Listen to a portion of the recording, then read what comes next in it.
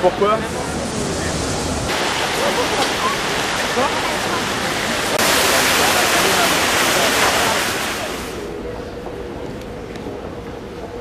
M'occuper de lire quelques textes de Raymond Queneau en liaison avec Paris. Que le nombre des pissotières est donc grand dans ce grand Paris. Nous y pissâmes avant-hier, nous y pissons l'après-midi. Ils y pissèrent nos grands-pères, comme nous y pissions tout petits. Que le nombre des pissotières est donc grand dans ce grand Paris. Que le nombre des pissotières est donc grand dans ce grand Paris. J'y pissais étant militaire, j'y pisse encore étant civil. Quel étang sur ces ardoisières, que de rues plus ou moins taries, que le nombre des pissotières est donc grand dans ce grand Paris. Rue Volta. La petite échoppe ancienne au 5 de la rue Volta, rareté électricienne dont le nom s'égara là. Gare là, gare là, gare à la pile Volta. Les problèmes de la circulation. Il a pris sa voiture, les pigeons avaient chié dessus. Et puis il a fait du 5 de moyenne, pendant des heures et des heures. Il a éraflé une aile, il a bosselé son pare-choc, on lui a craché sur son pare-brise, il a attrapé 5 contraventions. Ah, qu'il est content d'avoir promené sa bonne voiture.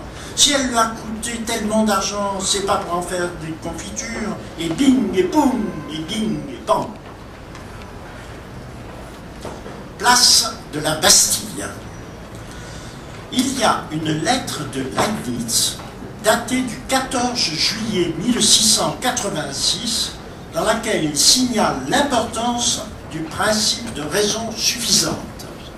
C'est une date dans l'histoire de la philosophie, et c'est pourquoi chaque année le peuple de Paris, sur les places publiques, danse toute la nuit. Le petit peuple des statues. Le petit peuple des statues du jardin des Tuileries est un petit peuple de nudistes. Ces messieurs et ces dames se mettent volontiers à poil, bien qu'il y ait là des enfants et des touristes à l'âme pure. Et les pigeons chient dessus, sur le pauvre petit peuple des statues. Les mouches. Les mouches d'aujourd'hui ne sont plus les mêmes que les mouches d'autrefois.